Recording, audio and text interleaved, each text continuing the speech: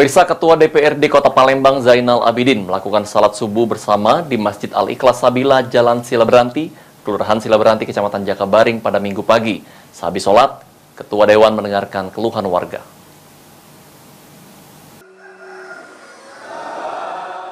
Pemerintah Kota Palembang sudah menyiapkan penceramah di masjid yang terpilih setiap minggu subuh untuk membuat jamaah masjid menjadi ramai dan menambah semangat warga untuk salat di masjid.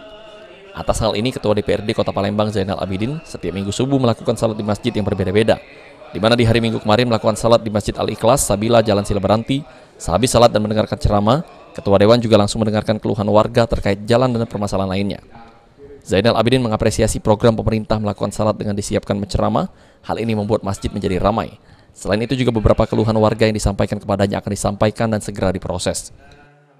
Safari subuh kebenaran juga pemerintah Kota Palembang melalui ustadz yang ada di setiap kelurahan itu melakukan safari subuh, mulai melakukan safari subuh, dan kita ikut bersama dalam safari subuh tersebut.